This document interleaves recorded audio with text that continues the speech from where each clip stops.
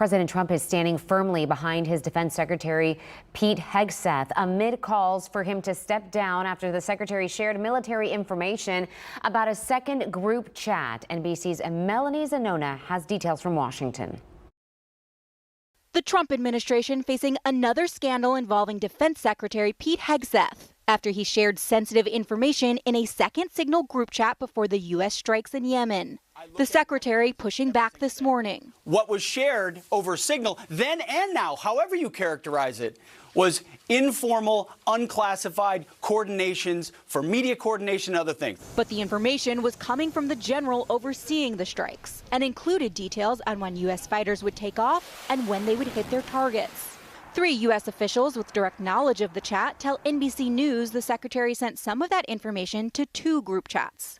One that included his wife, as well as his brother and personal attorney, who both work at the Pentagon. Hegseth was also part of another chat group with the country's top intelligence officers, also talking about the strike. Let me reiterate, the president stands strongly behind Secretary Hegseth in the change that he is bringing to the Pentagon. Democrats have been calling for Hegseth's resignation.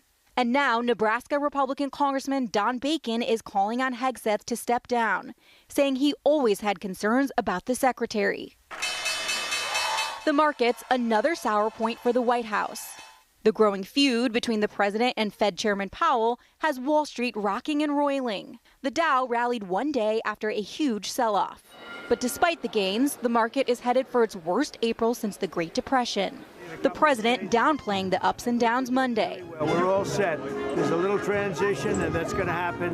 But ultimately, we're going to be the strongest that we've ever been as a nation. The president ramped up attacks on Powell Monday, calling him a loser and demanding he lower interest rates. But last week, Powell said the Fed will wait for clarity on the tariffs before changing interest rates. Now, President Donald Trump says Chairman Powell's termination can't come soon enough. But Powell says under the law, the president cannot fire him, and Powell's term ends May 2026. Melanie Zanona, NBC News, Washington.